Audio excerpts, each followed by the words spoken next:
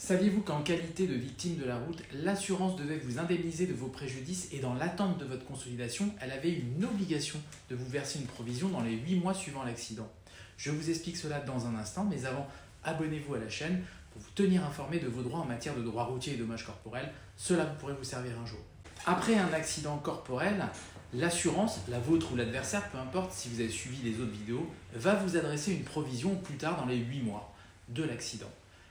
Mais une provision, ce n'est pas l'indemnisation de vos préjudices, c'est juste une avance pour couvrir vos frais actuels, pas plus ni moins.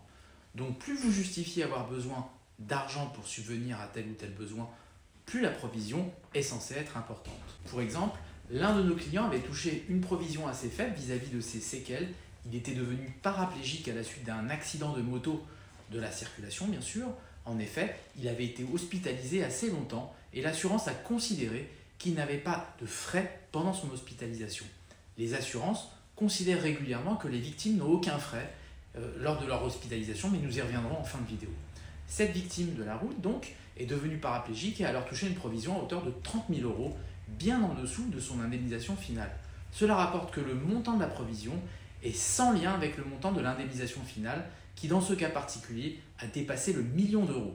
Alors bien sûr, plus on avance dans la procédure et plus on se rapproche de la date de consolidation et plus les provisions sont importantes car nous pouvons évaluer à court terme les besoins et les montants de l'indemnisation finale. Attention aussi alors, je vous l'ai prévenu, aux provisions trop basses ou inexistantes au motif que la victime est hospitalisée, comme pour mon client par exemple. La jurisprudence est unanime, la victime conserve des frais pendant son hospitalisation, des frais administratifs, des frais de ménage. Pour seul exemple, qui va laver le linge sale de la victime pendant qu'elle est hospitalisée? Si vous souhaitez témoigner, n'hésitez pas à le faire dans les commentaires ou simplement poser une question. Pensez à liker, à enregistrer et à partager pour informer la communauté des usagers de la route. À bientôt.